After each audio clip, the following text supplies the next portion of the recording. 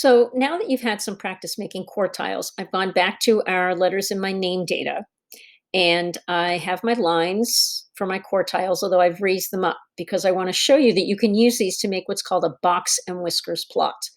So you have these lines at your quartiles, and these inside lines are going to become your boxes. And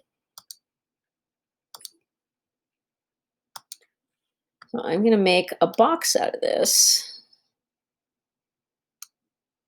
Hooray. And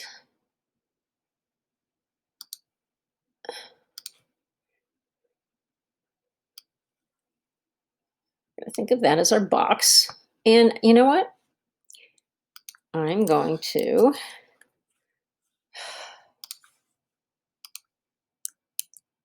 use those lines to make another box right here.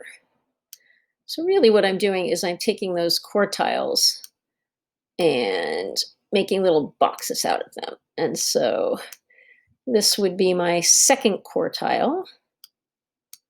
This would be my third quartile. But what about the rest of the data? That's where what we call the whiskers come in. So we have our whiskers, and the whiskers are going to extend from the beginning of the first quartile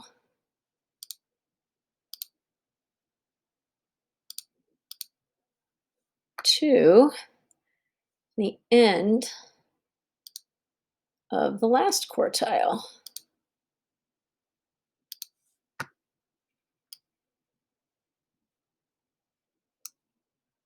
And so now we have our box and whiskers plot.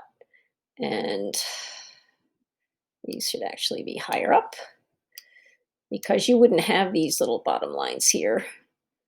Actually,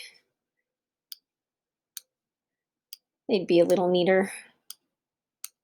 But here you have your first quartile, your second quartile, and this is going to tell you, the nice thing about this is shows you how your data falls. This one is actually a really nice, neat little 5 data points in each one, but it doesn't have to look like this. You can have some that look very different, and they actually show you the shape of your data.